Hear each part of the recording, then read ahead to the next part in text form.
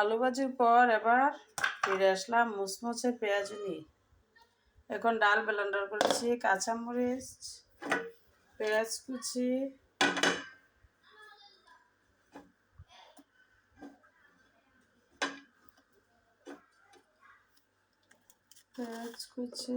পরিমাণ মতো লবণ,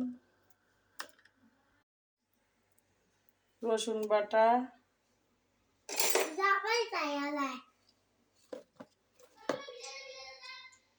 আদার গুঁড়া, সব কিছু উপকরণ ভালোভাবে মিক্সড করব। কড়াইতে তেল দিয়েছি, তেল গরম হলে পেঁয়াজগুলো দিয়ে দিব।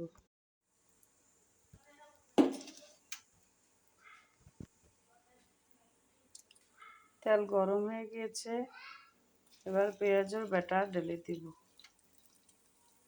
পেঁয়াজ একটু একটু একটু একটু করে দিয়ে দিচ্ছি।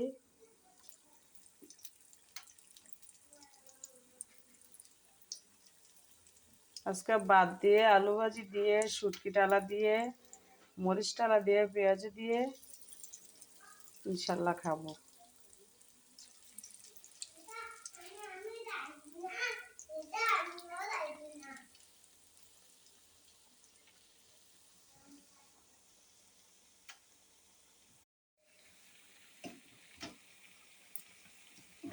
দেখুন পেঁয়াজগুলো একদম মুচমুচে হচ্ছে, দেখতেছেন। দেখুন আমার কিচেন রুম, এই যে দেখুন, এই হচ্ছে আমার কিচেন। আমার মেয়ে ময়লা বলতে ময়লা ফেলাচ্ছে। কিরাম্মু কি ফেলাচ্ছ? কি ফেলাচ্ছ তুমি?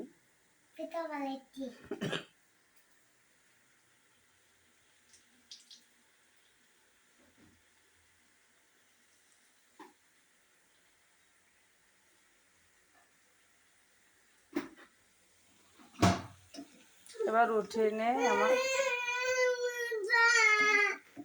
মশা মারমো, দাঁড়া দাঁড়া। এই যে আমার পেঁয়াজ বানান হয়ে গিয়েছে, একদম মচমচে, একদম মচমচে। এখন কিছু মরিচ ভেজে নিলাম, এই যে মরিচ ভাজা হয়ে গিয়েছে। এখন শুটকি ডালবো পানি ভাত দিয়ে খাওয়ার জন্য, পান্তা ভাত খাবো।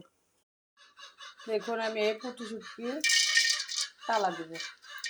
এগুলো আমি নিজে হাতে বানিয়েছি ঘরে, হাতে বানানো শুটকি।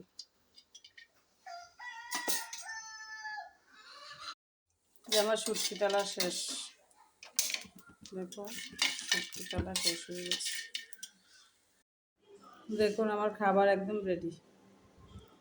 মাছ ভাজা, মরিচ ভাজা, পেঁয়াজ, শুটকি, আলু, তারপরে গিয়ে পেঁয়াজু আর পান্তা ভাত, সাথে সামান্য একটু পানি।